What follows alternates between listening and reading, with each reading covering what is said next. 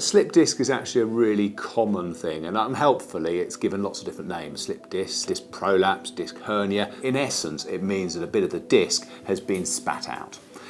Behind your disc, you have nerves, and behind the nerves, you have bone. So if a bit of disc gets ejected into the space where the nerves sit, the nerves then get squashed between the disc and the bone, and if a nerve gets squashed, it tends to be unhappy, and the main symptom that people will get from that is pain. For most people that have a slip disc, they will get better. We know that somewhere in the region of 80–85% of people that have a disc prolapse will get better with time.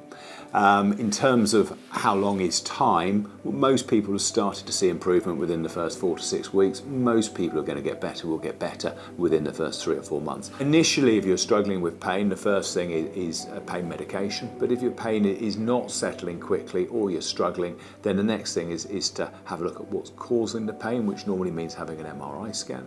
And if the MRI scan shows that there is nerve compression, then our options are to consider some form of intervention to see if that can make you more comfortable. And in the early stages, that normally means an injection.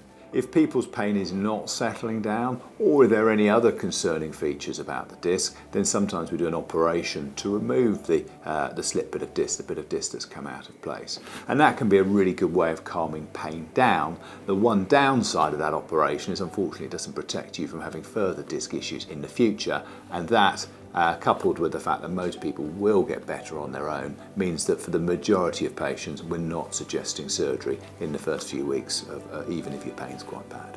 If ever you have pain that's going down your leg and you get any symptoms in what we refer to as the saddle area, so loss of feeling between your legs, loss of bladder, bowel, erectile function, then that is always an emergency presentation that should always be assessed. We should be able to help you with in terms of giving you relief in pain.